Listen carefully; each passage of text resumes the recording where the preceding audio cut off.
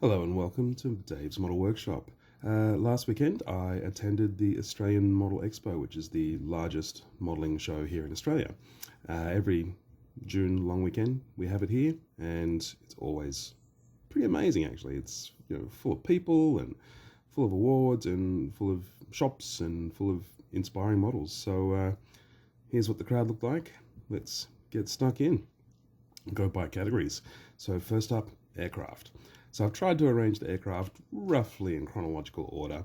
So we'll start with biplanes and World War One stuff. A little bit less of a glut of wingnut wings this year. I mean, there were obviously some because they're amazing kits. But 5 years ago you couldn't move for seeing wingnut wings.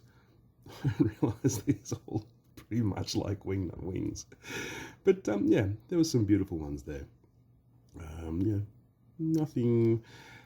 Nothing that blew me away, but really nice. Yeah, really impressive.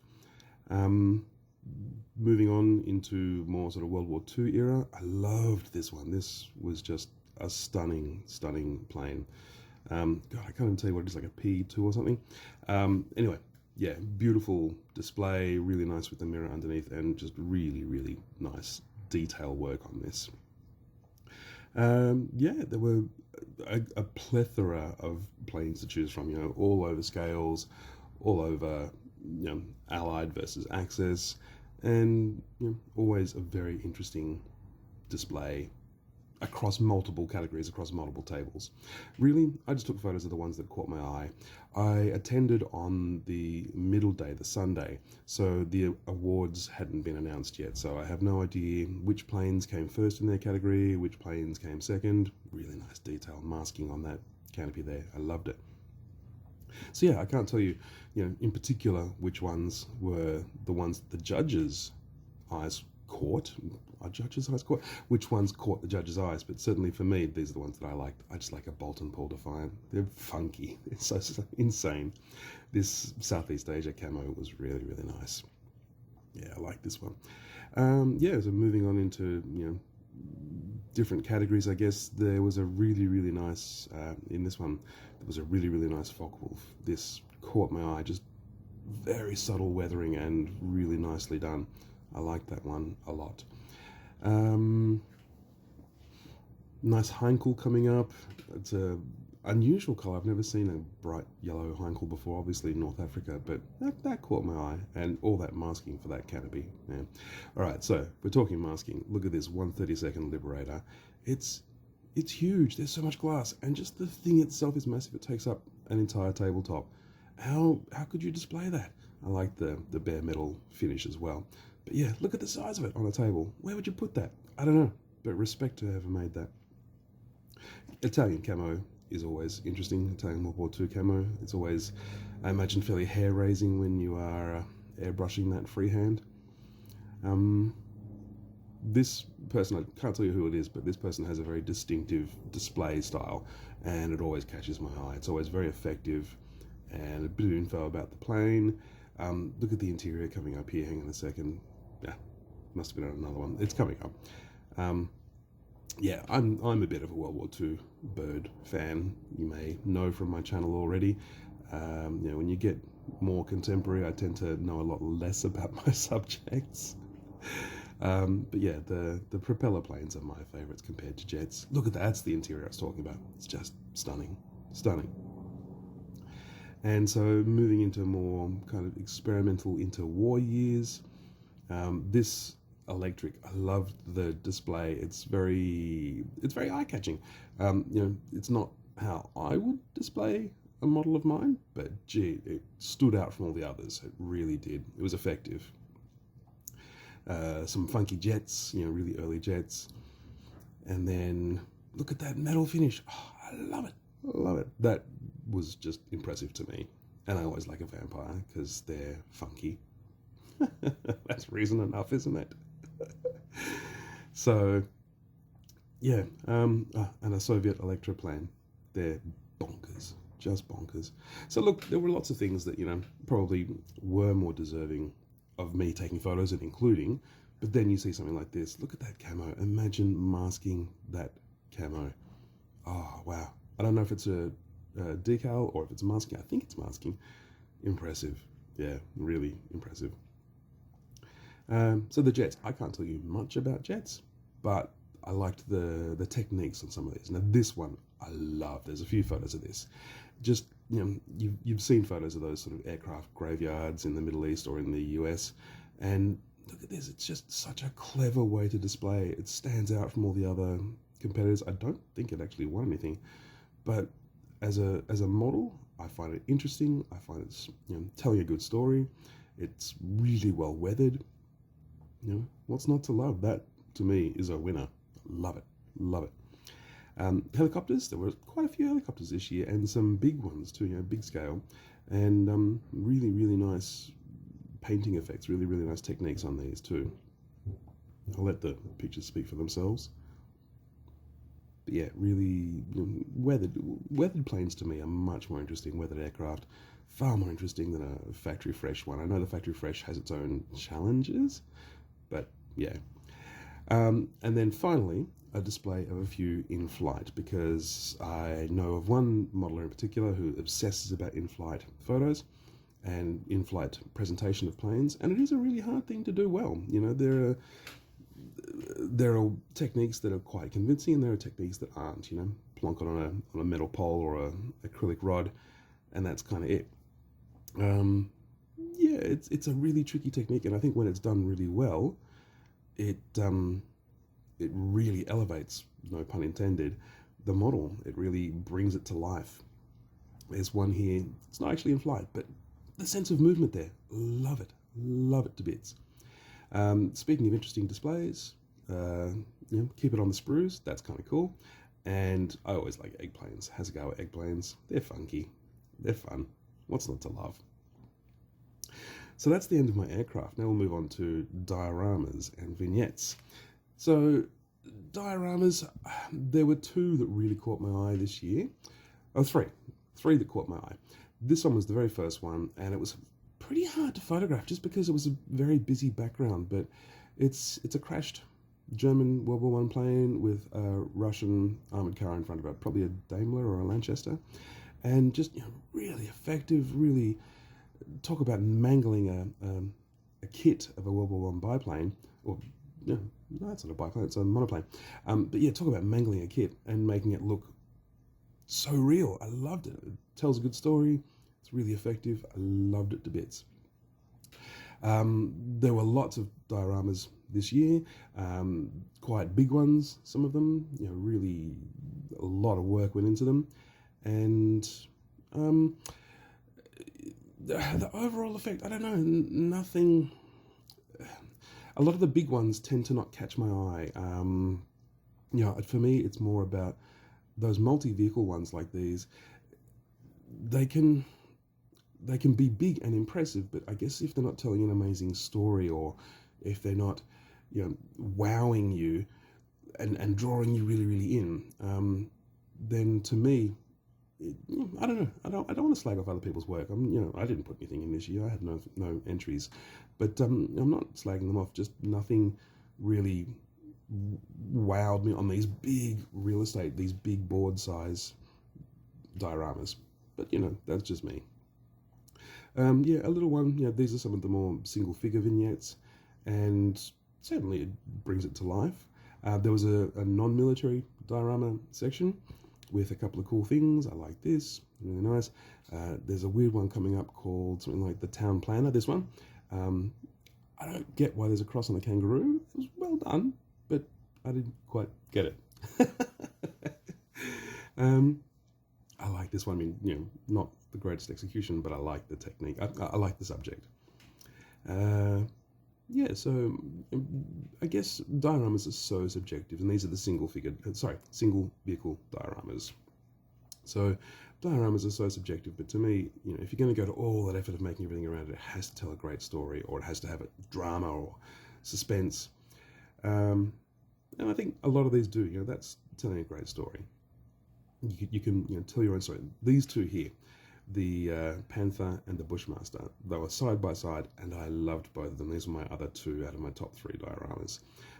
The abandoned Panther, just beautifully executed. I've seen the reference photos previously online, and it is just gorgeous and perfectly captures what a real photo showed. I love it. And the scorching, everything about it, just beautiful. And then right next to it was this Bushmaster. And it's not something that I have ever built. It's not something I really know much about. But the display of the Bushmaster driving down an outback road and all the emus running around it, it's just beautiful. The movement, the story, I love it. It's one of the most interesting dioramas I've seen for years at Expo. And I don't think it placed at all, but I freaking love it. It just, to me, it's so different and so, out of the ordinary, and so full of movement and so full of work too. Every one of those emus was handcrafted. Loved it. Yeah, so lots of good stuff. To me, dioramas are this one did quite well, apparently. To me, dioramas are the pinnacle of a modeler's storytelling and a pinnacle of a model maker's work. If you can do a good diorama, then that, to me, wows. That's subjective, but yeah, that's where it's at for me. That's the peak. Excuse me. We'll keep going on. So lots of, really accomplished dioramas, beautiful work. I like this one. This was quite a small scale too. I think this is 1/72. It's tiny. And yeah, I don't know what else to say. They're good. Yeah, the Mercedes Unimog, I love it. That red African soil and the subject, and it's just, it's weather beaten. I love it. Yeah, maybe that's why I like dioramas so much, because everything gets a bit dirty in them. Maybe that's what I like about them. So there was a really strange, I don't know, I guess a motif this year. Heaps of people did long-range desert patrol groups, Chevrolet trucks. There were heaps of them this year. And they were all great. I mean, I love this truck. I've loved it since I made the Tamiya kit when I was about 8, and I still love it. And, seeing a good 9 or 10 of them all in one place, all so differently done, all beautiful. I loved it. It was a real highlight for me. It was weird. I don't know. Lots of people must be just thinking the same. Maybe there was a release of the kit this year by Tamiya as a special anniversary. I don't know, but I loved it. It was cool to see them all. This was also a fantastic diorama. Storytelling, you want storytelling? We've got it. The Great Escape. It's really cool. Really, really cool. All right, so let's move on to just individual military vehicles. So these are military vehicles without dioramas or base work. And yeah, I've got a few less photos, just they didn't quite catch my eye. But, the weathering, beautiful. When they're done well, it catches you, but perhaps not quite as much as a diorama and a story. I like this just because it was weird. It's a funky idea. And this display base was perfect. I think if you're going to do a single vehicle, what a great way to display it. These are really good too, and these were big scales too. I think that Panzer 1 was maybe 1/16 scale? No, I could be wrong. Amazing. Look at the work involved in that. Amazing. Yeah, incredible. And who has the space to display a massive railway artillery piece? So vehicles this year, cars and automotive, were a real highlight. I'm not normally much of a vehicle guy, but this. So this vehicle, I think it's a 1949 Mercury, caught my eye. It obviously caught the judge's eye. It got the best in show, and well deserved. The finish was stunning. It looks like a real thing shrunk to size. It looked authentic. It looked perfectly real. These two also caught my eye, the Chevy and also the XC Ford Falcon station wagon. The paint finish on these two was exquisite, but the XC Falcon caught my eye. It's not something I would ever make. It's not something I would ever do to a real car painted sort of fuchsia and green. But oh my God, the finish was exquisite. Yeah, I loved it. It really blew me away. Yeah, so the quality of the cars this year was amazing. And I think there were probably a few more entries than normal this year. And they just, I don't know, maybe it's because the military section didn't wow me as much this year. The cars really stepped up in my mind. Yeah, amazing displays. And, you know, we all know, as modelers, we all know how hard it is to get a really nice glossy finish. It's a pain in the ass. And I look at these and I just think extraordinary, you know, to get away with that and not get a stray hair caught in it or a piece of dust.